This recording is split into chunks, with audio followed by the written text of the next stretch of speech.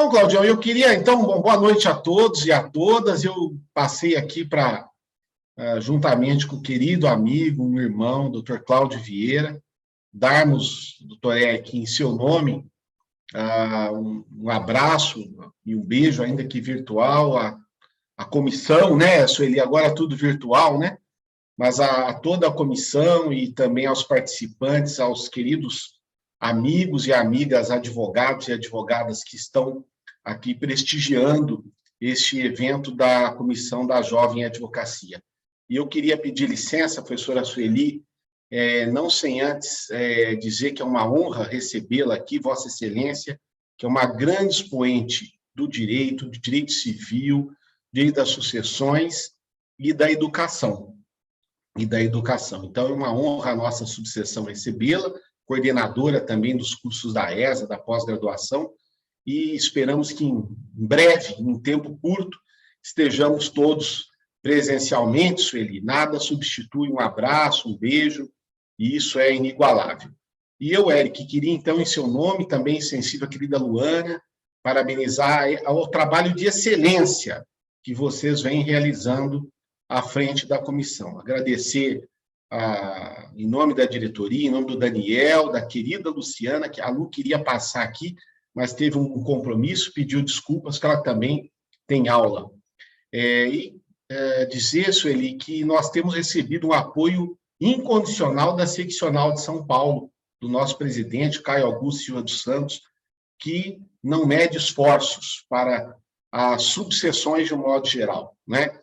Então, eu faço esse agradecimento aqui, Gabriel, a você, e é extensivo ao nosso presidente Caio. E queria pedir licença, Eric, eu gostaria, Sueli, de ficar até o final, mas também tenho aula agora às 19h10, preciso sair, mas não poderia deixar de passar aqui, dar um oi para vocês e um agradecimento. Sueli, muito obrigado, uma honra recebê-lo. Boa noite a todos. Boa noite, doutor Paulo, doutor Cláudio, Eric. É sempre um prazer estar, mesmo que virtualmente, na OAB Campinas, que eu sempre falo que é a minha casa, é a minha segunda casa, porque eu sou inscrita na subseção de Jaú, mas considero Campinas, OAB Campinas, como a minha segunda casa. Me sinto em casa com vocês. Então, é uma honra imensa participar desse projeto, de muita importância para a jovem advocacia, como uma mentoria, como um auxílio, né, aos colegas que estão iniciando a advocacia. Então, é uma honra imensa poder participar. E agradeço por vê-lo, mesmo que virtualmente, doutor Paulo, por ter passado por aqui para cumprimentar. Muito obrigada. Agradeço. Cláudio, um abraço, viu? Obrigado a todos. Érico, um abraço, viu? Sueli, muito obrigado mais uma vez. Eu que agradeço. Obrigado, Paulo. Cláudio, quer dar algumas palavras aqui para a gente? Só falar umas palavrinhas, Eric, né? Boa noite, dar boa noite a todos que estão aqui na sala. E é lógico, agradecer a minha querida amiga, professora Sueli, é uma pessoa que eu admiro e gosto muito, né? Sempre estivemos juntos no direito das sucessões, aí, direito de família, e é uma exímia conhecedora, uma melhor profissional que vocês trouxeram para falar sobre o tema. Nós estamos aqui agora com um grupo de jovens advogados, e a gente sempre fala que o jovem advogado não é só o advogado jovem de idade, mas aquele que está realmente se ingressando agora na carreira, ou aquele que, porventura, venha querer estar buscando novos horizontes, aí, aperfeiçoar seu escritório, querer fazer novas atividades. Então, a Comissão da Jovem Advocacia, no qual aí eu quero parabenizar a Luana Lance e o Eric aqui, que hoje representa, né, estão fazendo um trabalho de excelência em permitir que esses advogados busquem esses novos conhecimentos, que é muito importante. Em especial no tema de hoje, que é um tema que eu gosto muito, a Sueli sabe muito bem disso, ela me obrigou a gostar muito disso, né? Mas a gente fala que tem alguns advogados que falam, não, vou pegar lá, pego o inventário e vou fazer. E acha que todo mundo pode fazer o inventário. Ou então advogado, que pega o inventário e leva direto no cartório e nem sabe o que está acontecendo. Ele vai lá só acompanhar para assinar depois e receber os honorários, mas não sabe o que aconteceu, e isso vai gerando vários problemas depois, no decorrer aí das sucessões, aqueles inventários intermináveis, que vira e mexe, ele está lá no seu escritório novamente para você acertar alguma coisa. Então, é importante que a gente busque os conhecimentos, é importante que a gente faça esses cursos e que venha aqui ouvir os profissionais que têm experiência na área nos trazer essas informações que a jovem advocacia hoje foi buscar, tá? Para que a advocacia campineira seja melhor realmente.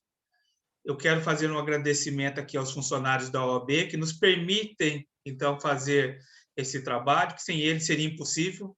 Lá na ESA a gente costuma falar da Mari, né? Aqui nós falamos, então, do Gabriel, da Carol e da Andressa, que são realmente pessoas espetaculares, e sem eles seria impossível nós realizarmos isso.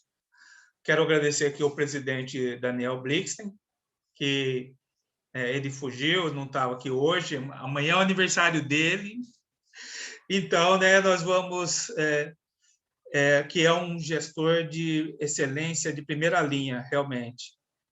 E a doutora Luciana Freitas, que é a nossa vice-presidente, que o pessoal todo mundo admira, é uma professora também na área civil, na área de família e sucessões, conhece muito. Gostaria de estar presente, mas foi impossibilitada no dia de hoje.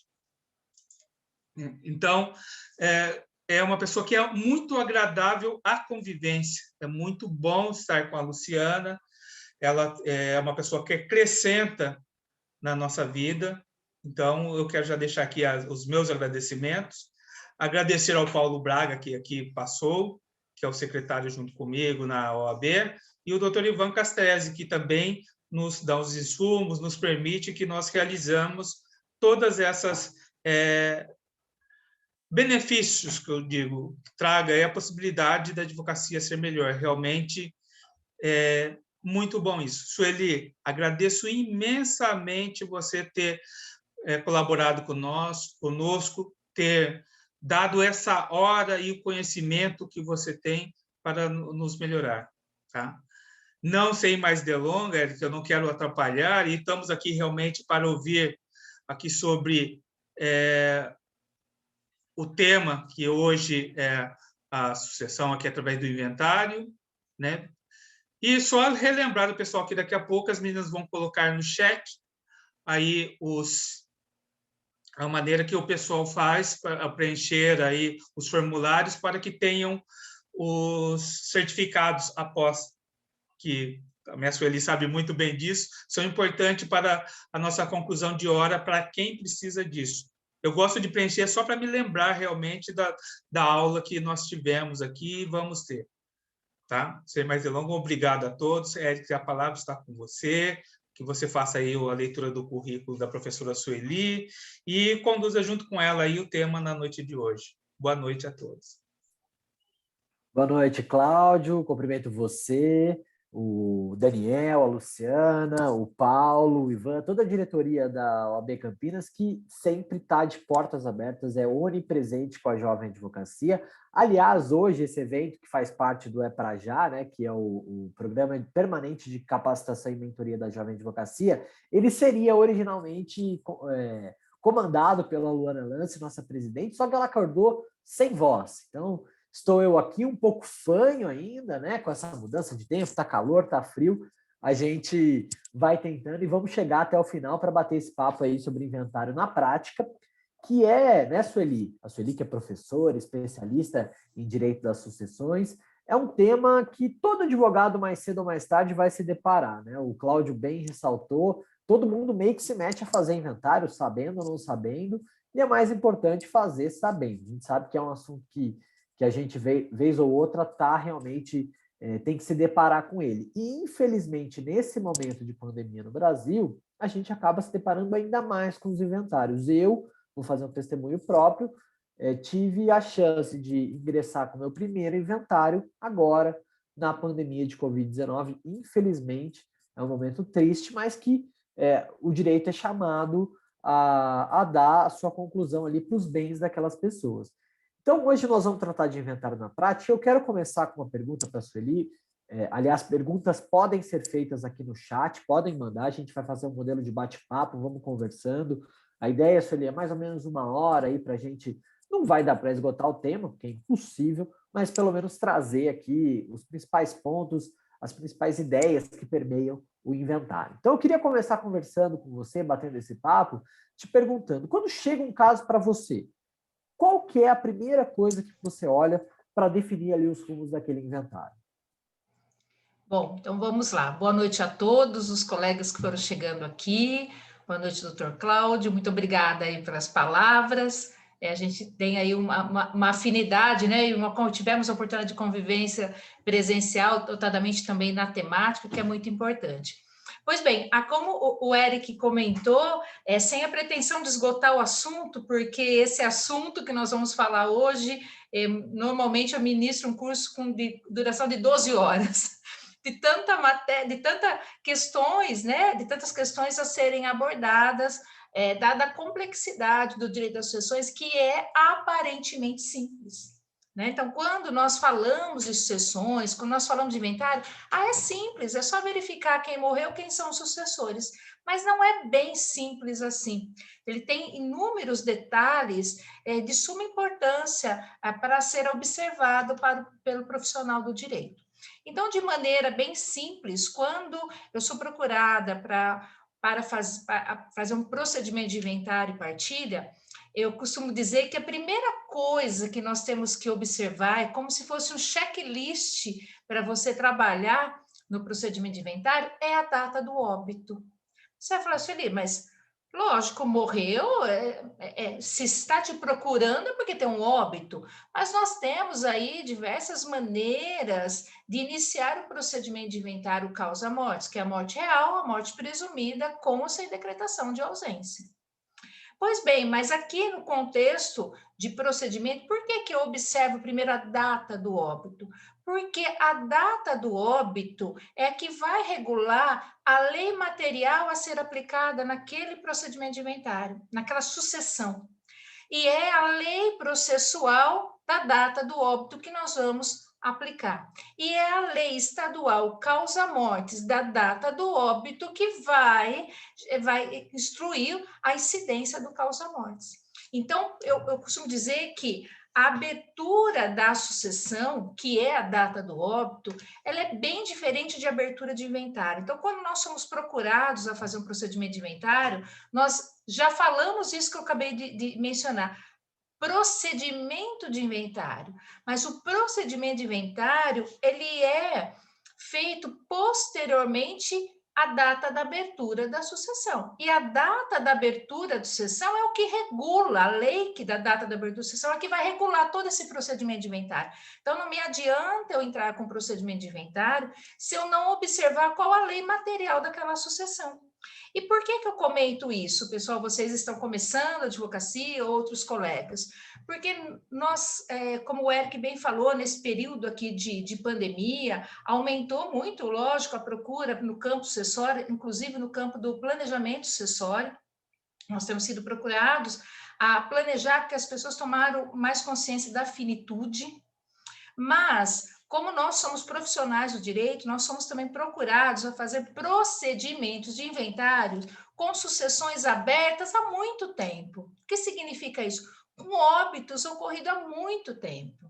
E se eu não observo a data do óbito, pode ser que eu tenha que fazer o inventário de uma sucessão aberta na vigência do Código Civil anterior agora. E isso é perfeitamente possível de acontecer no nosso cotidiano. Então, a gente tem que ficar atento. Por quê? Porque se no direito das sucessões aplica-se a lei vigente na data da abertura de sucessão, é possível sim que eu faça um procedimento de inventário hoje com uma sucessão aberta no Código Civil de 16, e eu utilizarei como ordem de vocação hereditária a lei lá do Código Civil de 16. Então, o primeiro ponto é a data da abertura da sucessão. Então, pessoal, como não é uma aula, mas em aula eu diferencio o que é a abertura da sucessão, data do óbito.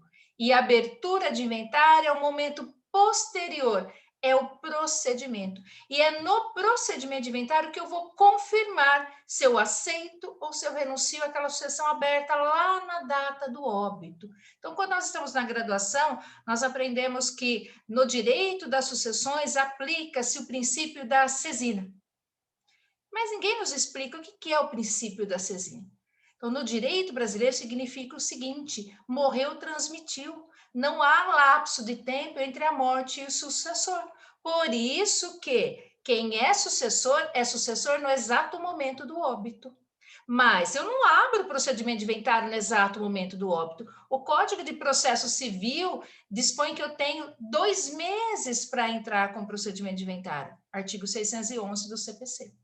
Então, o primeiro ponto, vou verificar se na data da abertura da sucessão, qual foi a data, se foi aqui após 11 de janeiro, após 11 de janeiro de 2003, Código Civil atual, eu já sei que essa sucessão foi aberta, lei material, Código Civil atual. E, por óbvio, nós estaremos aplicando aí o CPC atual também nessa sucessão. Então, o primeiro ponto do checklist aí é a data da abertura da sucessão, para que eu saiba, então, quem são seus sucessores.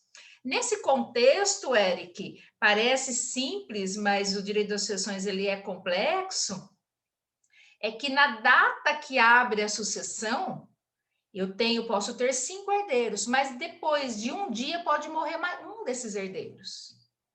E é o que tem acontecido na pandemia. Eu estou fazendo um procedimento de inventário que faleceu a senhora no dia 23 de janeiro e o marido no dia 26 de janeiro. Então, o que eu tenho aí? Eu tenho um inventário conjunto cumulativo de cônjuges. Mas pode, e acontece muito, de morrer o pai no dia 23 de janeiro, no dia 24 de janeiro o filho. E o filho, pelo princípio da sesina, ele já recebeu o direito sucessório do pai. Então, por isso que é a primeira coisa que eu observo, antes de verificar a documentação, eu observo a data do óbito e quem eram os sucessores na data do óbito, para que eu saiba o que aconteceu depois. Então, esse é o primeiro ponto, e para isso nós temos que estudar lá a questão do direito material das sucessões, né? Essa cadeia sucessória, esse princípio importantíssimo no direito das sucessões. Então, primeira questão é lembrar sempre que a abertura da sucessão não é a mesma coisa que a abertura de inventário. A abertura da sucessão, data do óbito. Tanto é que a nossa lei causa-morte, ela começa a contar os dias para eu pagar o causa-morte da data da abertura da sucessão, ou seja, da data do óbito. Então, primeiro fator aí que eu gosto de diferenciar quando está tratando dessa matéria. Legal, muito bacana. E você me deu uma ideia de pergunta para você, que aliás foi uma conversa hoje que eu tive com uma colega, né? Ela me trazia exatamente uma situação dessa, né? Um inventário com herdeiro pré-morto. Como é que funciona? Você pode acumular, de fato, as sucessões. Mas, se tratando desse caso, eu teria que, em tese, se eu fosse fazer uma e depois fazer a outra, eu deveria primeiro finalizar do herdeiro pré-morto para saber quem são os herdeiros que vão estar como herdeiros por representação, não é isso? Nem sempre. Tem o artigo 672 do CPC, ele trata de inventário cumulativo, né? Então, Eric, o que acontece? Às vezes, chega do nosso escritório a situação que já aconteceu. Já aconteceu que o seu João morreu, e o seu João, na data da abertura da sucessão do seu João, lá de 23 de janeiro, que eu usei como exemplo, morreu, deixou 5 herdeiros. No dia 26 de janeiro, morre um dos seus herdeiros. Então, aí, o que eu tenho? Eu tenho uma sequência de sucessão. Eu tenho do seu João, que pelo princípio da sesina, ele transmitiu aos 5 herdeiros, e esse herdeiro que morreu depois recebeu, e ele vai transmitir para os seus. Então, em tese, dependendo do contexto, eu posso fazer um único procedimento de inventário e cumular sucessão. Ok? De outro modo, que é esse exemplo que você está me falando, existe, por isso que é importante a data da abertura, sucessão, data do óbito, porque na data do óbito do seu João, o seu João morre 23 de janeiro, o seu João teve 5 filhos, só que um filho do seu João morreu em 2020. Aí, nesse caso, Eric, é um pré-morto. E nesse caso, a hora que abre a sucessão do seu João, quem que eu chamo no lugar desse que morreu antes? Os seus descendentes, por direito de representação. Então, são contextos diferentes, porque pré-morto morre antes do seu João. Aí alguém vem e representa esse herdeiro pré-morto. E pós-morto, morre o seu João, transmitiu pelo princípio da sesena, independentemente de procedimento de inventário do seu João. Nasceu ali o direito sucessório. Por isso que eu falei que nem sempre, né? Então, pode ser que eu esteja fazendo o procedimento de inventário do seu João e morre um dos filhos. Eu tenho a possibilidade de acumular. E pode ser que chegue no nosso escritório o seu João falecido e depois já um ou alguns filhos falecidos. Então, a diferença, Eric, nesse caso prático, é que pré-morto é que faleceu antes, aí é o direito de representação. E pós-morto são fatos geradores distintos. Começa no seu João, depois teve um outro fato gerador, que foi o filho morreu depois. Então, são duas sucessões em uma só. E aí, no caso, nesse caso aí específico, que eu fiquei bem curioso, inclusive eu não sei a resposta, eu confesso que a gente ficou ali naquele embate, né? Se eu tenho um herdeiro pré-morto, para que eu consiga definir o direito de representação, eu tenho que finalizar o inventário dele? Não, não. O direito de representação, não. O direito de representação é diferente. É assim, se, por exemplo, morreu o José, tá? José morreu e deixou 2 herdeiros e deixou lá uma casa, um carro que era dele. Ok. Depois, que é o que deve ter acontecido aí, morre o pai do José, o seu João. A hora que morre o pai do José, o seu João deixou outras coisas. Aí eu não preciso finalizar o do José. Eu vou chamar lá no do João a representação do José. Quem são? Os descendentes dele. E nesse caso aí pode estar, seguir separados, que são fatos geradores que aconteceram em momentos distintos. Perfeito, Sueli, ficou super claro. Acho Ficou que claro? o inventário o inventário tem falar. disso, né? São essas múltiplas situações. Isso. Pode falar. Desenho, Eric. Morreu, colocou a data do óbito, você vai ver quem são os herdeiros, aí você vai conseguir, aí você vai desenhando. Ah, morreu um antes, quem que eu chamo no lugar? Morreu um depois, eu transmiti 2 fatos geradores. Então, o direito das sucessões, ele é artesanal. Costumo dizer, sem desenhar, quem me conhece aí da OAB Campinas sabe que quando eu falo de direito das sucessões, eu encosto na lousa e não saio dali, né? Agarro na lousa, porque tem que desenhar. E também a gente consegue fazer isso nos cursos, mesmo que virtualmente, né? Mas é um desenho.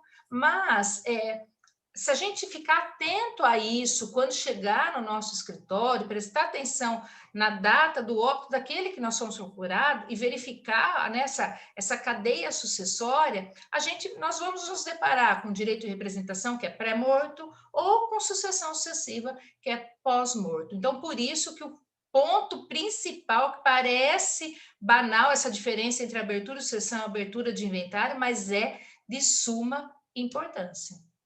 Não, e é legal isso que você falou do desenho, porque eu tive na universidade, e muitos colegas acho que tiveram essa oportunidade de realmente aprender com os desenhos no quadro, né? Isso. Você colocar, dividir, ó, aqui tá 100%, vai tanto, né? Ou por fração, e aí a gente consegue enxergar a sucessão, de fato, ela ocorrendo ali, né?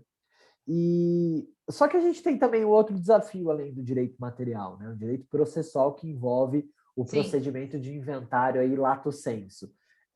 Eu fiz o meu primeiro inventário esses dias e eu lembro que eu conversei com uma colega, eu tenho o hábito de, sempre que eu tenho uma ação, uma coisa diferente que eu vou fazer, de pesquisar ações parecidas, né, no Tribunal de Justiça de São Paulo, para ver o que aconteceu, quais são as dificuldades que podem aparecer no meio do caminho e tudo mais.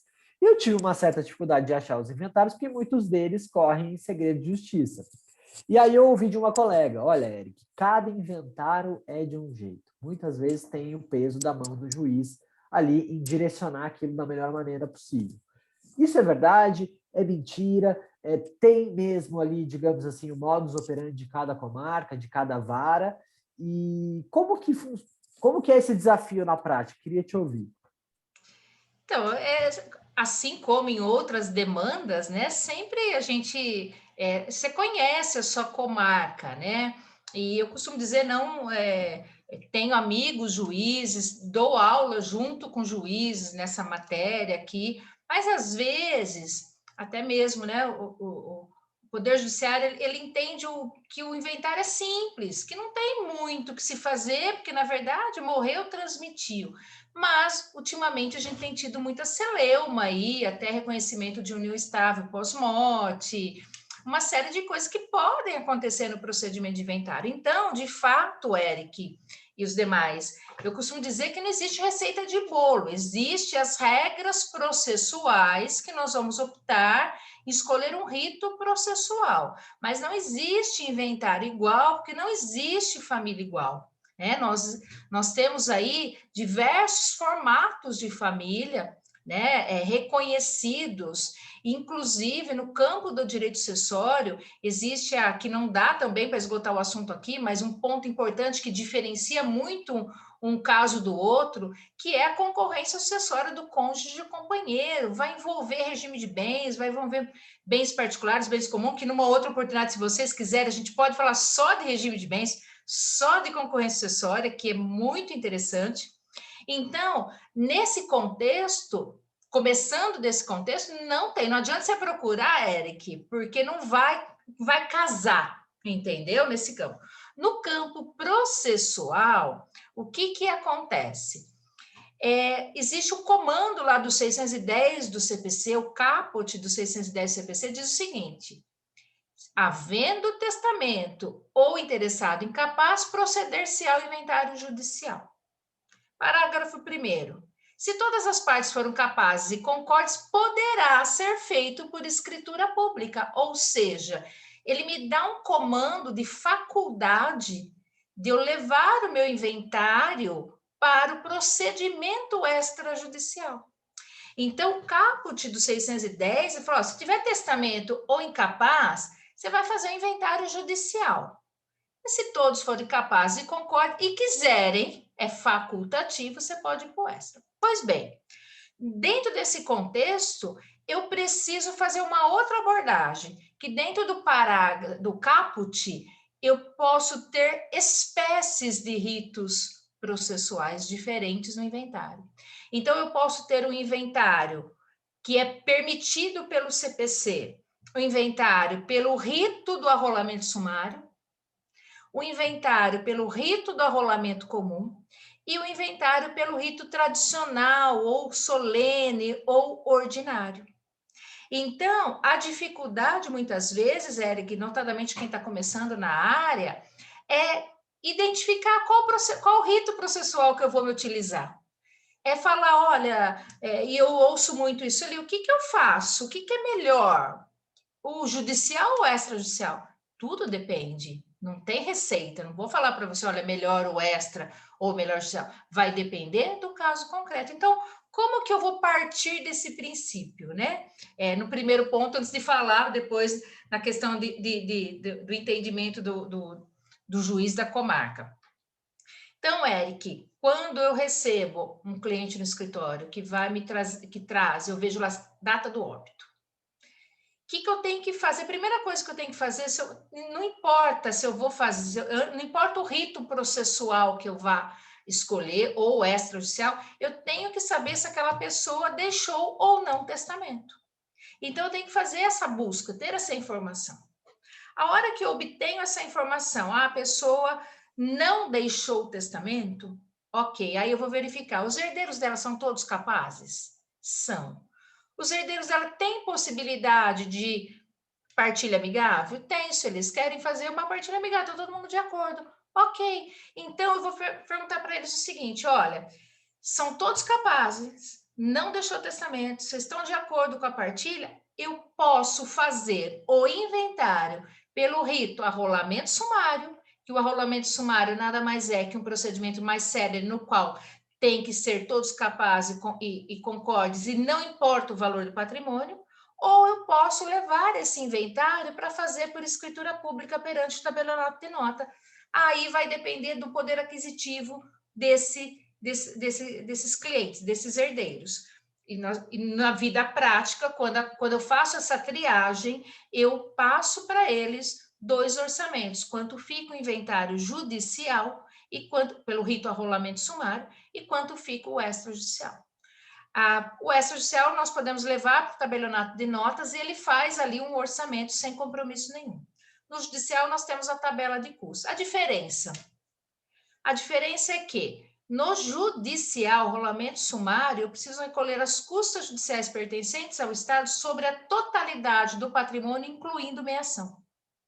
No extrajudicial é cobrado os emolumentos de cartório sobre o patrimônio excluído meiação. Então, em alguns casos, ele se torna até mais barato do que o judicial.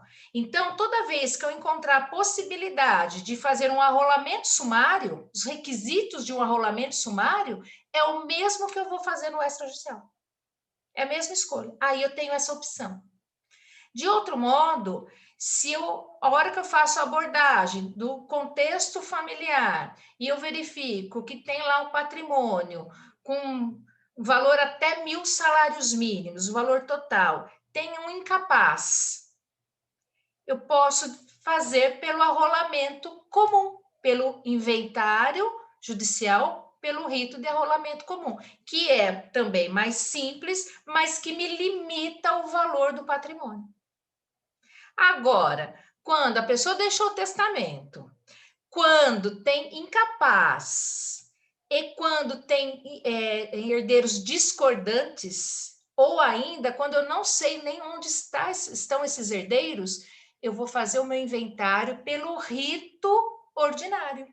Por que pelo rito ordinário? Porque é um inventário que ele tem fases, que eu consigo citar herdeiros, que eu consigo instaurar aí alguma discussão acerca de bens, acerca de qualidade de herdeiros, eu posso suscitar essa discussão dentro do inventário, mas em muitos casos eu tenho que resolver lá fora por questão de autoindagação, né, que a gente chama, mas o CPC atual, no 612, ele fala de questões documentais que eu preciso provar pelas vias ordinárias. Então, nesse contexto, Eric, é a triagem que eu faço para escolher o rito. Por um outro lado, o que acontece hoje no campo aí dos juízes de comarcas? O CPC, ele trouxe uma possibilidade no inventário pelo rito do arrolamento sumário, que é a possibilidade de o juiz homologar o arrolamento sumário sem o recolhimento do causa-mortes, sem que eu apresente a declaração do ITCMD. Então, ele deixa, o CPC dessa possibilidade de o juiz homologar e expedir o formal de partilha, inclusive, e notificar a Fazenda do Estado que eu fiz o arrolamento sumário, que foi expedir o formal de partilha, e depois eu me resolvo com a Fazenda. Só que tem alguns juízes que não aceitam. Tem algum juiz que, quando você entra com o arrolamento sumário, pede para homologar, protestando para o recolhimento posterior de acordo com o CPC, ele converte o rito em inventário, porque o rito de inventário ordinário, eu não consigo homologar o inventário pelo rito ordinário sem a comprovação da Fazenda do Estado homologando o meu causa-mortes. Então, às vezes, eu me deparo com alguma divergência entre juízes nesse contexto. Sueli, deixa eu te contar aqui o que aconteceu comigo, né? E eu entrei com esse inventário, era o caso de arrolamento comum, tá? Porque nós tínhamos menores envolvidos ali, representados pelos seus genitores, e o que aconteceu? De fato, o valor a recolher era muito pequeno, a ideia ali era mais preservar para o futuro, era quase um inventário negativo, e o que aconteceu foi muito interessante. O juiz, ao receber aquele inventário, ele converteu para o rito do arrolamento sumário, por mais que tivessem capazes. Capaz, nossa, piorou. Então, e aí, essa questão do ITMCD, eu também tive que encarar, porque ele condicionou o final do processo a uma divergência que está no STJ. Então, ele falou, não é o caso de suspensão ainda, e então, depois que resolver e tal, a gente vê o que acontece. Eu não dei outra, eu fui lá, homologuei, porque o valor era pequeno. Acho que ITMCD é uma coisa que a gente pode conversar daqui a pouco, que gera muita dúvida. E aí eu acabei resolvendo. Aí o processo está lá na contadoria, está esperando, enfim. Mas para você ver a multiplicidade de situações que podem acontecer, até por conta de divergências. processuais, Exatamente, né? exatamente. E aí é aquela questão, né, Eric? Todas as decisões dentro de um procedimento de inventário, eu consigo atacar pelo agravo do instrumento, né? Então, às vezes, lógico que isso depende muito do cliente, do caso a caso, mas a gente, às vezes, consegue mudar esse posicionamento do juiz com reiteradas decisões do TJ, né, na instância superior. Então, o que tem acontecido muito é esses agravos em relação a esses tipos de comportamento, de mudança de rito. Agora, se tem incapaz mudar para o rolamento sumário, é um pouquinho demais, né? Aí já era a questão de você gravar, não, eu vou ficar no rito certo, né? Porque não é. Dá Então, vontade, assim, né? Porque me a gente estranhou. aprende de um A hora que jeito, você né? falou, eu falei, eu acho que o juiz estava convertendo pelo rito de inventário, né? Mas, enfim. Então, são algumas questões que nós nos deparamos. Ainda tem juízes que questionam até a parte de ordem de vocação hereditária. Tem muitas questõezinhas ainda, viu, Eric? Que às vezes diverge de um para o outro. Quando tem comarca com vara especializada, é um pouco melhor para trabalhar, porque só faz aquilo. Agora, quando você trabalha com uma comarca que tem outros, né, outras, não tem vara especializada em família e sucessões, já dificulta um pouquinho. Então, tem juiz que, no inventário rito ordinário, quando eu peço abertura, ele pede para assinar termo de inventariante. Tem outros juízes que o despacho ele pede para usar como termo de inventariante. Então, vai muito de praticidade, né? Nesses casos aí, não vai prejudicar em nada. Agora, quando é um entendimento que acaba te prejudicando, né, o andamento, aí é sempre agravo do instrumento. Eu acho muito interessante, uma coisa que eu sempre reforço nas conversas que eu tenho com os colegas advogados, é que a gente tem que trabalhar para uma construção de uma jurisprudência que seja correta, né? Sim. Então, não basta a gente olhar aquele caso, olhar aquele julgado e achar que está tudo certo. Não, a construção de uma jurisprudência correta depende da gente como operadores do direito. Sueli, tem uma Exatamente. pergunta aqui que chegou para a gente. Aliás, se todo mundo quiser mandar pergunta, esse tema aqui rende várias perguntas, então acho que daqui a pouco a gente vai ter. A gente tem aqui a Tati de Torrinha, ela está falando aqui, tudo bem, Sueli? É a Tati de Torrinha. Ah, O valor Tati de Torrinha. Tudo bom, Tati? reconhecida. O valor dos bens a inventariar será o valor da data do óbito? Isso é importante, Sim. né? Vamos Sim. lá. Quando nós delimitamos essa questão, data da abertura da sessão e data do óbito, o que vai levar-se em consideração? O valor do bem na data do óbito. Seja ele bem imóvel, seja ele bem móvel. Se esse inventário, se essa sucessão foi aberta e teve um inventário tardio, procedimento de inventário tardio, mesmo assim eu vou usar o valor do bem na data do óbito, por quê? Porque daí ele vai ser atualizado lá no causa mortis. Então é sempre o valor do bem na data do óbito, tá? É lógico que quando isso para efeitos causa mortis, né? Agora, quando você faz o inventário tardio, estou falando inventário tardio porque às vezes é o que mais gera uma dificuldade.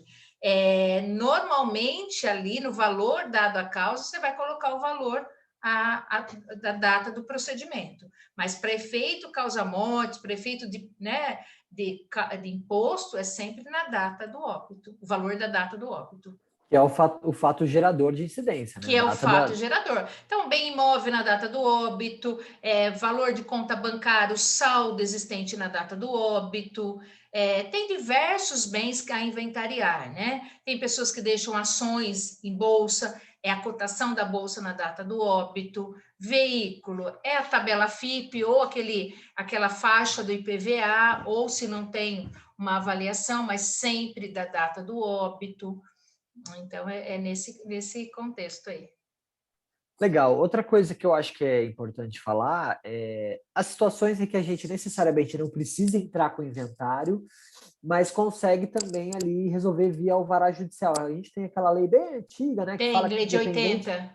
Que é da década de 80, que fala que você pode Sim. entrar com pedido de alvará judicial para resgatar o valor em conta Sim. bancária, né? Dá pra você São falar um valores pouquinho? Que é uma coisa bem menores, né? prática, Tem um valor referência, lá um valor bem baixo, né? Que eu consigo só com o alvará. Essa lei, ela serve para que o saldo de FGTS, saldo de PIS, verbas rescisórias, o benefício do INSS. Normalmente nós utilizamos um alvará separado, né? Para resgatar essas verbas que eu chamo de sucessão anômala, são verbas que não seguem, num primeiro momento, a ordem de invocação hereditária, por isso que eu consigo fazê-la por alvará, que eu vou entregar para os dependentes, né? Somente se não tiver dependentes habilitados é que eu vou seguir a ordem de invocação hereditária, mas se tem outros bens a inventariar, essas verbas podem ser pedidas dentro dos autos do inventário, seja ele qual ritor for. até com expedição de ofício, né, para que seja depositado nos autos, né? Sim, exatamente, exatamente. Então, tudo vai depender aí do contexto. Tem pessoas que só deixam essas verbas, né, Eric? Tem pessoas que falecem e só deixam essas verbas, né? Nesse período pandêmico, questão de INSS, a gente tem que fazer tudo pelo meu INSS, que ajuda, mas também atrapalha, porque demora toda a vida, enfim, trava. Eu estou fazendo inventário. Que eu pedi a pensão por morte, aí depois eu precisei entrar com curatela da viúva, então agora eu estou lá no campo do INSS, eu estou habilitando a curadora como representante legal, então tudo é moroso, né? Mas paulatino, né? Então, são questões que acabam acontecendo aí no campo do procedimento de inventário. Legal, Sueli. Vamos falar um pouquinho sobre a questão do imposto, que eu acho que é importante, né? Eu, até nessa situação, eu tive que me deparar lá com o sistema do ITMCD, Sim, entender se era o ITCMD. caso ITMCD. ITCMD. É que tem alguns estados que chama ITCD. ITMCD. Não, aqui no estado de São Paulo é ITCMD. Imposto, ITCMD. transmissão, morte Causa fiscal e mortes doação. e doação. Isso, eu estou E invertendo. tem alguns estados que falam ITCD. Isso mesmo, eu estou invertendo aqui porque eu estou falando imposto, transmissão, causa mortes e doação. Agora acertei, né? Isso, É exatamente. tanta sigla que a gente acaba Não se é enrolando. tarefa fácil isso aí. E quando envolve o direito tributário, a gente acaba ficando um pouquinho, né, com medo. Eu tenho limites também nessa temática, eu vou, né, tentar ajudar naquilo que eu puder, e se não puder, eu vou indicar um tributarista para vir aqui, né, doutor Cláudio? É isso que eu ia falar, né? Eu também sou um civilista de origem, né? A gente tem um pouco de dificuldade quando entra nessa seara, mas um pouco desse conhecimento básico, saber se é causa de isenção ou não, a questão de como funciona ali o posto fiscal, até nesse tempo de pandemia foi bem complicado, né? Sim. Mas eu tive uma grata surpresa que eu fui vendo ali que eu preenchia e já ia lá calculando, vendo se era caso ou não, né? Sim. E ajudou bastante. Eu acho que passar os olhos nesse sistema também é importante, né, Sueli? Sim, não tem jeito, sabe, Eric? É uma coisa que nós temos que enfrentar, gostando ou não gostando do causa-mortes. Então, é importante a gente tomar conhecimento. Quando eu falei da parte tributária, é que tem coisas que, quando eu já tive inúmeros inventários complicados, que eu precisei de um parecer de um tributarista, inventários, é lógico que não dá para a gente falar tudo sobre inventário aqui nessa noite, mas tem casos que eu preciso do auxílio de um contador, enfim. Então, é importante você ler a lei causa-mortes, porque se você lê a lei antes de fazer o procedimento, é muito mais tranquilo. Então, às vezes, a gente, naquela correria nossa, nós queremos entrar dentro do sistema e o negócio pronto, né? Então, ali é uma maneira que eu tenho de conferir a minha partilha, é uma maneira que eu tenho de né, fazer uma conferência geral. Mas, assim, o que mais acaba dificultando, às vezes, um percentual que lá é diferente, né? Quando a gente... o que é transmitido é considerado sempre 100%. Então, o que é importante eu falar para vocês, num primeiro momento, de causa-mortes? Toda vez que eu comentei lá, o checklist, saber a data do óbito, ok. Saber quem são os herdeiros na data do óbito, ok. Quais são os bens a inventariar? Né? Porque eu preciso saber o que vai ter inventariado. Então, quando nós falamos de inventário, é bem importante a gente falar que inventário, para que ele serve? Ele não serve só para transmitir, entregar herança, fazer partilha. Nem sempre eu tenho partilha. Ele serve para descrever, liquidar, né, os bens pertencentes ao falecido, seja ele, se ele tenha deixado bens móveis, imóveis ou só direitos. Então, às vezes, a pessoa deixa vários bens e ela tem dívidas, eu preciso pagar as dívidas e depois o que sobrar a gente partilha. Nesse contexto de bens, em questão de causa-mortes, é importante que eu saiba o seguinte: a pessoa deixou bens imóveis? Deixou, ok. Quais a cidade que estão localizados esses bens imóveis? Ah, um está em Campinas, o outro está em São Paulo, o outro está em Minas. Então, a pessoa faleceu, deixou 2 imóveis em São Paulo, no estado de São Paulo, deixou um estado em Minas. Na hora do causa-mortes, a Constituição Federal, o artigo 155 da Constituição Federal, começa a falar desse imposto causa-mortes, ela me direciona. Ela fala o seguinte, olha, bem imóvel, o causa-mortes é da competência da territorialidade do bem imóvel. Bens móveis, a carga tributária causa-mortes é de competência do Estado que está tramitando o procedimento de inventário. Então, tem casos que eu vou ter 2 imóveis do Estado de São Paulo e Minas, eu tenho que fazer 2 procedimentos de causa-mortes. Um ITCMD, Estado de São Paulo, do bem de Campinas e do bem de São Paulo, capital, e o outro lá no estado de Minas, do imóvel de Minas, mesmo que o inventário esteja tramitando por Campinas, seja ele judicial ou extrajudicial.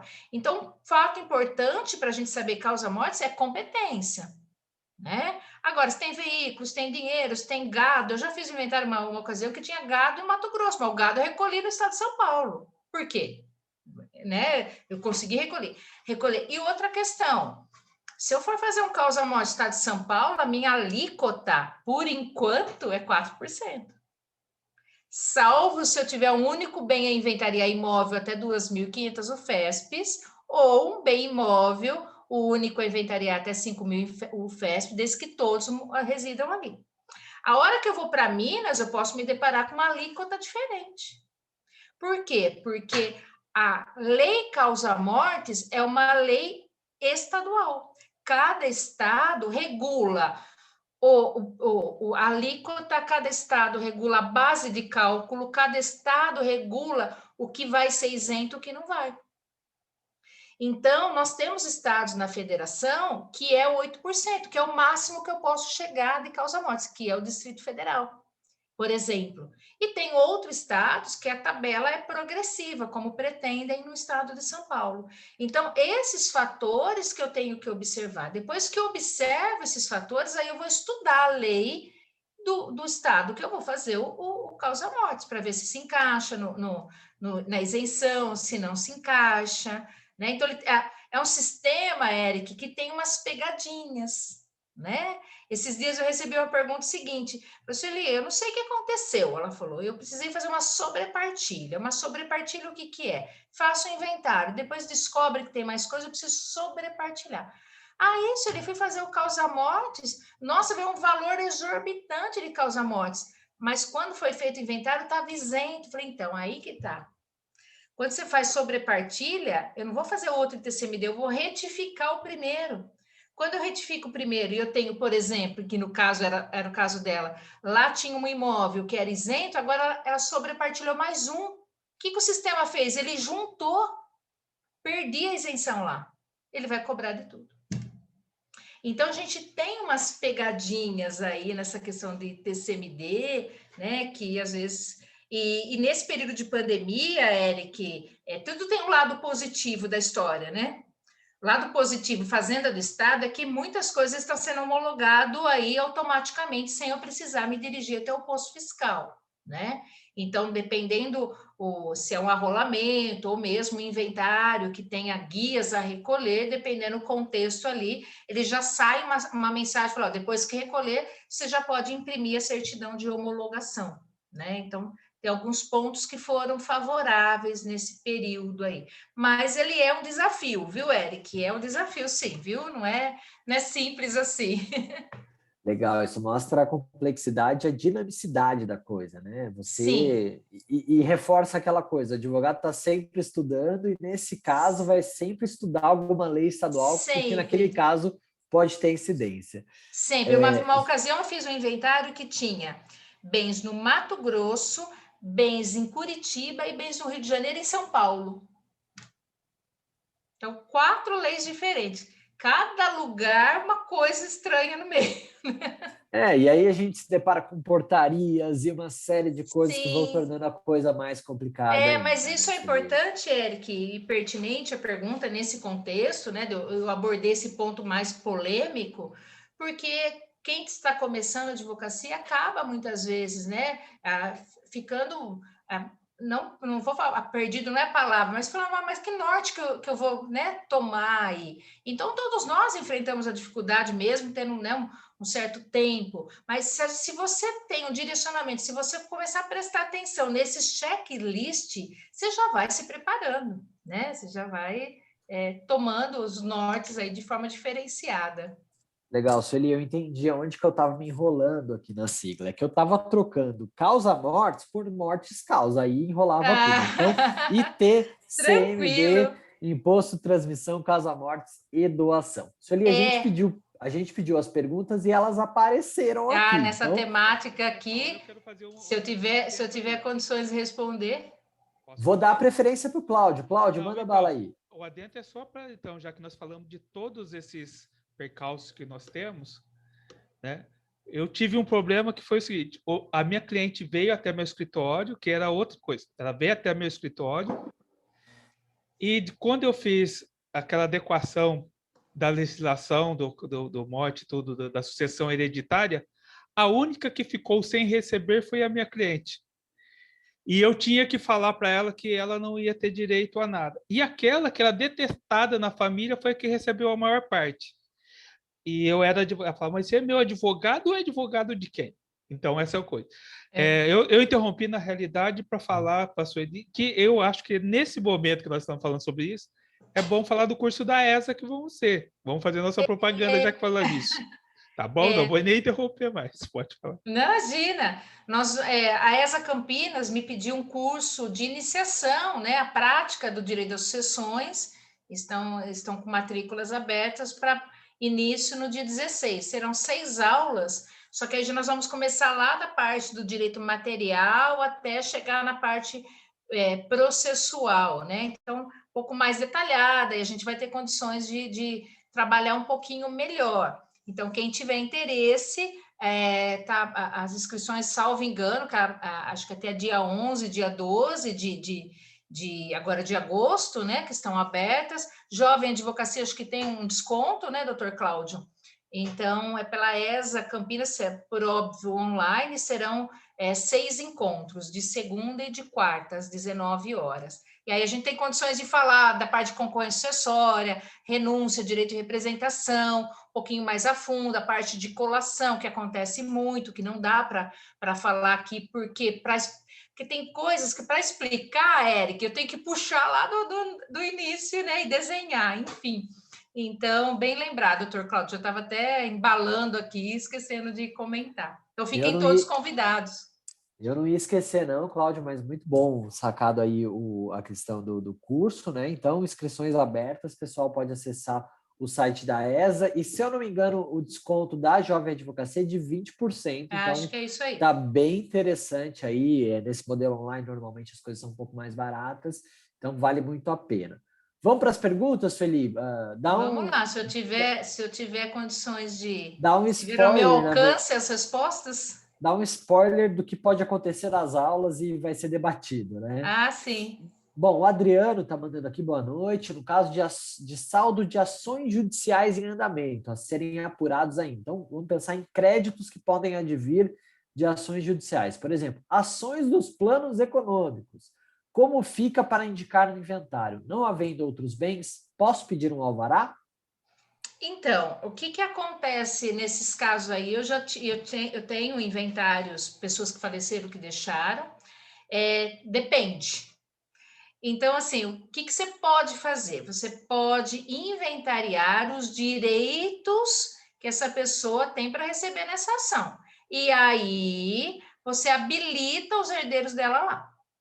De outro modo, se não deixou nada, você pode habilitar direto os herdeiros dela lá e quando vier receber, quando pagar, eles vão pagar direto lá e lá o juiz pode determinar a entrega através de um alvará judicial. Tá? Ou se você não fizer nada hoje e quando você sair o valor e habilitar os herdeiros lá, o juiz pedir para fazer o recolhimento, eventualmente de causa-mortes, aí você pode entrar pedindo abertura desse direito e pedir um alvará para eles receberem lá. Então, eu já fiz dos dois modos. Tive clientes que eu habilitei direto, né, herdeiros direto na ação, e teve outros casos que eu indiquei no inventário o valor dado à causa, porque eu não tenho o valor exato, né? Porque demora para receber, atualiza. Então, depende do caso concreto, dá para você fazer dessa maneira, tá bom? Legal. Eu não sei se é Juliane ou o Juliane ou a Juliane, mas ela diz aqui, a pessoa diz aqui, né? Se foi dado ao imóvel o valor venal utilizado para IPTU, feita a declaração de TCMD com concordância da Fazenda, mas no curso do inventário foi realizada a avaliação desse bem para apuração de eventual prejuízo da legítima, conhecendo-se, portanto, o valor de mercado. Então, acho que houve ali uma divergência do valor venal, do valor que foi entendido para a declaração, né, do causa-mortes, mas houve depois no inventário a apuração real desse bem para verificar legítima, né, prejuízo à legítima. A Fazenda pode voltar atrás da sua concordância e requerer que o imposto seja recolhido sobre o valor real, e aí a maior? Então, chamem os tudo tributaristas. Também, eu não sou tributarista, mas tudo vai depender se esse valor maior for uma impugnação ao valor dado como avaliação dos bens, né? Tudo vai depender do contexto de discussão desse valor. A lei causa-mortes, que é importante a gente falar, porque há maneira da gente discutir com a Fazenda, é que a lei causa-mortes, ela me permite recolher o causa-mortes com base de cálculo valor venal. Ela me permite. Qual o direcionamento da lei causa-morte do nosso Estado? Você não pode recolher o valor menor que o venal. Então, se eu não posso recolher menor que o venal, eu posso recolher pelo venal. Né? Então, dependendo do contexto no qual foi feita essa impugnação, porque tem diversas maneiras, Juliana. Os herdeiros podem impugnar os valores atribuídos aos bens, ou eles podem impugnar eventual disposição testamentária que avança a legítima. Cada maneira, como você me falou, deve ser isso. Porque ali, na hora de um contexto, o máximo que pode acontecer, se eu não estou concordando, é ficar todo mundo igual e não tem prejuízo para ninguém. Então, depende o contexto aí, né? Então, é possível a Fazenda, o juiz oficiar a Fazenda não, agora eu quero mais? É possível, mas também tem possibilidade de recurso, né? Com base na própria lei do causa-mortes. É importante, né? Porque se fala lá valor venal, já tem um fundamento para você impugnar eventual tentativa. É o que está acontecendo com as questões com valor de referência. Eu não consigo direto ali, a Fazenda do Estado, se eu recolher, ela não vai aceitar. Então, o que tem que ser feito? Um mandado de segurança. E o TJ de São Paulo tem sido, na sua maior parte das decisões, unânime em dizer que a base de cálculo do imóvel é o valor venal. Porque a lei me fala que é o valor venal, que eu posso recolher, não posso recolher menor que o venal, né? Então, a gente tem sempre que discutir. Mas é interessante, Eric, e aí eu vou aconselhar, e vocês convidam quem vocês quiserem, por óbvio, um tributarista só para falar de causa-mortes intervivos, até por conta dos recursos, né, que é possível interpor, uma série de questões tributárias que eu acho interessante. Então, é nesse contexto. toda vez que é que também não é não dá para eu falar aqui, não dá para explicar, não dá para eu aprofundar muito, né? Mas tem inventário que na hora de fazer, eu preciso chamar o contador da família para ver quanto que declarava lá na declaração de imposto de renda, qual o valor que eu vou lançar nas declarações desses bens. Então, quando eu faço isso, e eu fiz isso esse ano, no inventário bem complexo que eu estou realizando, e eu fiz uma reunião com o contador da família e fiz uma reunião com o tributarista, né? Para ver se aquilo que eu estava entendendo, se o caminho que eu estava tomando no campo tributário estava correto para a família. Então, eu tenho essa visão, eu tenho essa consciência de que eu preciso ter essa margem que dá para eu defender. Eu tinha ali, nesse inventário que eu estou falando, a questão do imóvel rural, que é um absurdo também, essa questão do Instituto Agrícola, o valor, né, da terra, quase que o valor real. Então, eu tinha que ter uma segurança ali, né? Então, eu me respaldei em todos os aspectos aí tributários, tanto de Receita Federal quanto de causa-mortes, mas quando é muito complexo, eu sempre faço uma consulta, né? Oriento a família a fazer uma consulta com o tributarista. Legal, Sueli. Mais algumas perguntas aqui. Temos a Gabriela, ela diz assim: doutora, e se no inventário existe uma morosidade da vara para transferir uma quantia para uma conta judicial? Como posso apurar o ITCMD se não sei exatamente o valor do patrimônio deixado pelo decujus? Existe alguma medida que o advogado pode tomar para agilizar esse trâmite? Vez que a lei diz que o imposto deve ser recolhido em até 180 dias aberto o inventário. Tem algumas situações que a gente não sabe qual que é o valor a partilhar, né? Então, o que acontece, Gabriela? Tem casos que eu não sei os valores, tem situações que as pessoas sabem e de forma por desídia ultrapassa o prazo, e tem casos de morosidade judicial. Nesses casos, Gabriela, se a morosidade judicial prejudicou o recolhimento do causa-morte sem multa, você tem que solicitar ao juiz que ele autorize o recolhimento do causa-morte sem multa, porque não foi culpa do inventariante, não foi culpa dos herdeiros o atraso, mas sim a morosidade processual. Na vida prática, a gente, se não dá para bater hoje na porta do juiz, a gente marca você tem que ir tomando as providências. Olha, eu procurei agilizar, eu procurei e nada. Então, agora eu requeiro autorização para recolher sem multa. Ah, não autorizo. Agravo do instrumento, né? Por quê? Porque acontece. Então, Gabriela, a gente sempre fica de olho. Porque tem casos também de inventário que eu sequer sei onde está o herdeiro, preciso citar o herdeiro, os herdeiros não vêm. Eu não sei quais são os bens, preciso mandar oficial diversos órgãos para saber. Então, tem casos que eu não consigo cumprir os 180 dias, porque eu não tinha elementos para isso. Então, aí eu vou ter que pedir para o juiz essa autorização. Tanto é que quando a gente faz o causa-morte, na hora que você vai imprimir a guia, o sistema pergunta: tem ordem judicial? Essa ordem judicial é isso, autorização para recolher sem multa. Tá? Muito interessante. Então, é um pedido que o advogado pode fazer, Sim. sentindo ali que vai ser ultrapassado esse Isso, prazo. conta a historinha, ó, conta a historinha, sabe? Ó, não foi culpa minha, foi morosidade processual. Exatamente. O Everton Souza pergunta: qual o nome do curso na ESA? Chama Iniciação à Prática no Direito das Sucessões, ESA Campinas. Legal, show de bola. Pode repetir isso ali? Depois dá para colocar o link aí no chat.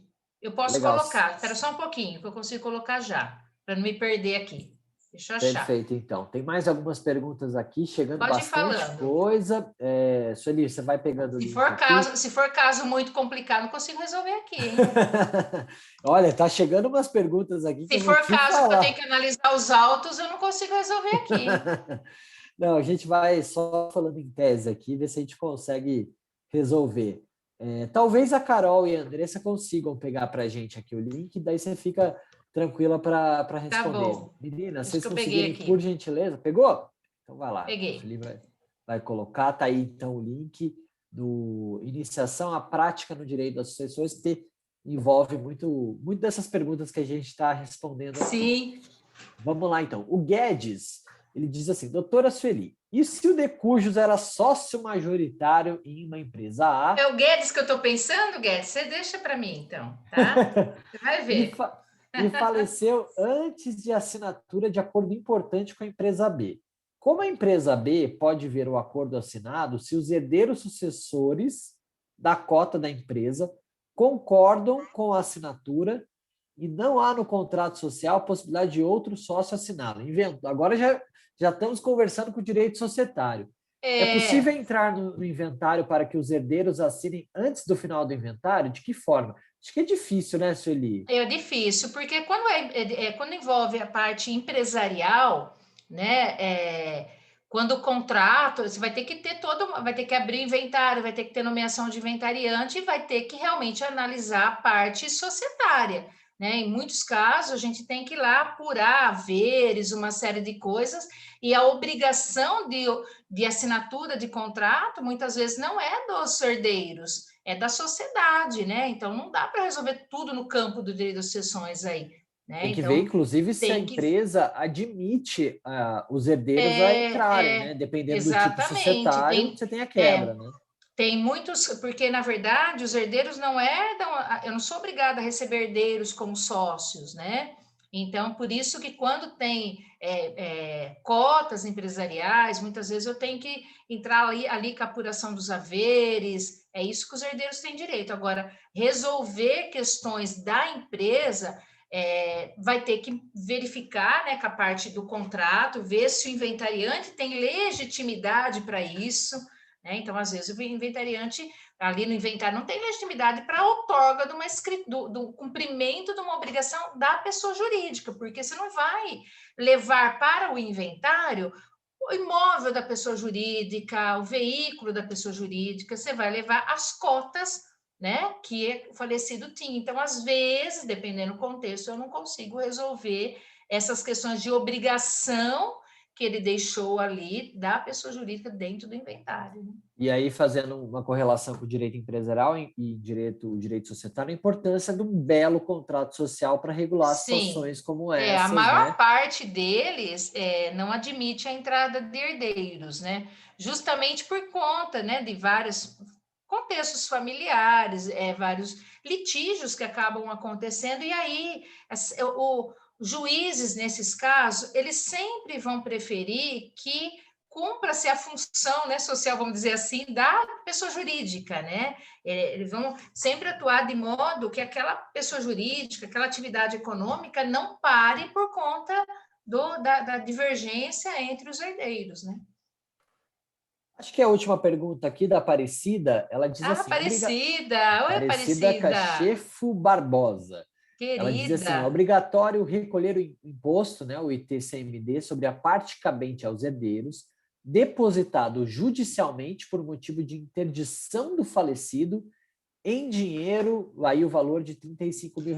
Pelo que eu entendi, é o valor que está depositado judicialmente, né, que estava depositado ali por causa da interdição, e aí isso vai ser partilhado. Então, mas quem que morreu? Morreu... interdição do falecido. Do falecido. Ele foi interditado e depois morreu. Eu vou falar de um caso.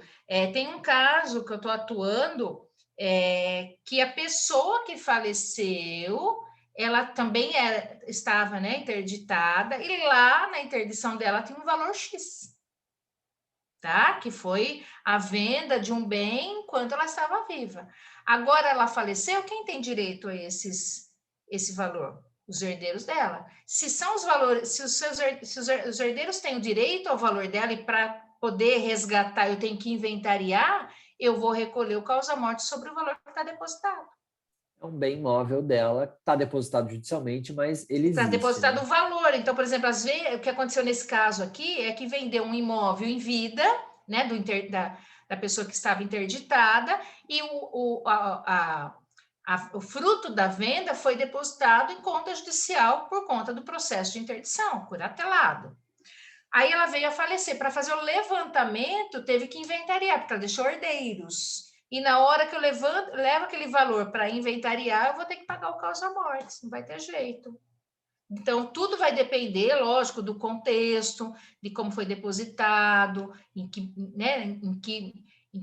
ponto foi depositado. Estou só me remetendo a um caso que eu estou vivenciando, né? Inclusive, Legal. também nesse caso, tinha uma obrigação de outorga de escritura, né? Que tinham até pedido lá no campo da interdição uma autorização para vender um outro bem, e acabou que não deu tempo, né? Então, aí tivemos que fazer no inventário, só que o juiz pediu para adequar a partilha pelo valor real que estava no contrato de venda e compra da promessa. Entendi. Que aí, com Bom, certeza, eu vou arrumar uma discussão com a Fazenda do Estado.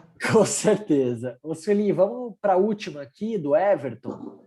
Ela é grande aqui, eu acho que é um pouquinho cabeluda. Vamos ver se a gente consegue dar o Se eu tiver que ver direcionamento aqui. documentos, não dá certo. Ele diz assim: o de cujus deixou um testamento da parte que pode dispor, nomeando os 3 filhos para, todavia. Peraí, vamos lá. O de cujus deixou um testamento da parte que pode dispor, nomeando os 3 filhos para. Todavia, uma herdeira faleceu e 1 mês depois, a testadora também faleceu, sem que tivesse tempo hábil para retificar o testamento. Nesse contexto, caducou o direito de herança da cota disponível deixada para a filha que faleceu e que deixou outros 2 filhos. Existe alguma exceção a esta regra, tendo em vista que o tempo da morte entre a filha e a testadora foi de apenas 1 Não. mês? Data do óbito, Everton. A filha morreu 1 mês antes, na data do óbito, na data da abertura da sucessão da filha, ela morreu e ela deixou quem? Seus filhos lá. Depois de 1 mês, falece uma outra pessoa que no testamento dessa outra pessoa ela tinha nomeado aquela. Caducou a disposição testamentária. Salvo se no testamento essa pessoa tivesse falado o seguinte: olha, eu deixo para minha filha A. Se por aventura, por ocasião da minha morte, essa filha A já tiver falecido, eu quero que vá para os herdeiros dela. Entendeu? Então, assim, no contexto de disposição testamentária, pelo que eu estou vendo aí, são filhos, aí acaba a parte dela voltando para a legítima, os herdeiros dela entram por representação da legítima, de algum modo eles vão receber, mas não a cota do disponível. Então, aí, Everton, entra um outro contexto que a gente sempre trabalha também em cursos, que é o planejamento sucessório, é saber fazer disposição testamentária. Se todas as pessoas pensassem em colocar substituto testamentário na disposição testamentária, evitaria a caducidade de uma disposição, como aconteceu no seu caso. Então, não há brecha, salvo se lá no testamento ela deu esse comando para substituição. Tá? Sueli, tem muita pergunta aqui, infelizmente a gente não vai conseguir não dá para responder tudo, mas eu queria agradecer muito a sua presença aqui hoje, queria pedir desculpa por estar fanho aqui. Tem bastante pergunta. Tem bastante pergunta. Queria agradecer, foi um prazer conversar contigo, bater esse papo, aprender, né? E queria deixar um abraço para você, convidar o pessoal para o curso. Você colocou o link aí, vai estar disponível para quem quiser participar. E queria agradecer mesmo a sua participação hoje conosco. Eu que agradeço aí a participação de todos. Eu vejo assim que tem bastante coisa. Eu vi ali a pergunta da Lília, que é bastante, né? Que a gente gostaria de estar respondendo tudo, e enfim, o tempo é curto, e tem situações, pessoal, que a gente tem que ter um norte, né? Então, às vezes, Eric, eu gosto de explicar de maneira detalhada ali o campo da sucessão legítima, porque a hora que chega aqui já entende melhor, né? Mas a gente procurou tratar aqui dos pontos polêmicos, né? Então, eu peço desculpa se eu não consegui responder a todos. Tem muitas coisas que a gente precisa fazer uma análise, né? Que, como não tem sucessão igual, não tem caso igual, então não existe, né? Uma resposta certa para tudo, né? Então, foi um prazer imenso. Espero aí ter contribuído, espero ter outras oportunidades e estar mais outras vezes aqui com vocês. O que precisarem, estou à disposição. Muito obrigada, viu? Não vi a hora passar. Não vi a hora passar, eu ia falar exatamente isso. Cláudio, uma boa noite para você também. Foi um prazer estar aqui contigo. Eric, obrigado. Boa noite. Sueli, sempre um prazer te ouvir. minha querida. De vez em quando eu vou pegar e ligar para a Sueli para a gente conversar bastante. Ah, liga, né, doutor Cláudio, por favor, né? Senão, só os meus orientandos estão entrando em contato comigo. Alguns, né? Olha, porque é uma pessoa muito querida, realmente, de Campinas, né? É lá de Jaú, mas é de Campinas também. Ah, é. Pena que a gente não está tendo mais aula presencial, que a Sueli sempre vinha aqui e ficava aqui com a gente. Agora ela está... Nossa, era uma alegria imensa. Ela ficava viajando pelo mundo, na realidade. Eu era uma pessoa itinerante, agora eu fico itinerante aqui nas salas virtuais. Mas é um prazer sempre, Sueli, estar falando com você. Agradeço imensamente. Imagina. Eric, parabéns pela condução. Foi maravilhoso. Realmente ele é um âncora, né, o Eric? Parabéns, Eric. Muito obrigada. Obrigada, parabéns Cláudia. pelo projeto, viu, pessoal? Vocês estão de parabéns aí. Comentei com o doutor Daniel, acho que é uma das, ao menos que eu tenho conhecimento, uma das poucas subseções que tem esse projeto dessa magnitude voltado para a jovem advocacia, para incentivar a buscar mais. Nossa, assim, eu tenho, não vou me entregar muito aqui, né? Tenho 20 anos aí de advocacia, e é um aprendizado constante, né? Nós não podemos parar, né? Então, eu costumo falar, nós estamos constantemente aprendendo um com os outros, né? Então, é um incentivo, isso aí é a oportunidade da gente poder, né, passar de maneira prática as questões aí do cotidiano da advocacia. Então, parabéns mesmo pelo trabalho que vocês estão desenvolvendo. Obrigado, Sueli, Cláudio, boa noite. Agradeço a Carol, a Andressa, todo mundo que participou aqui. E até a próxima, próximo evento do É Pra Gente. Até a próxima. Tchau, tchau. Boa noite. Boa noite, pessoal. Tchau, tchau.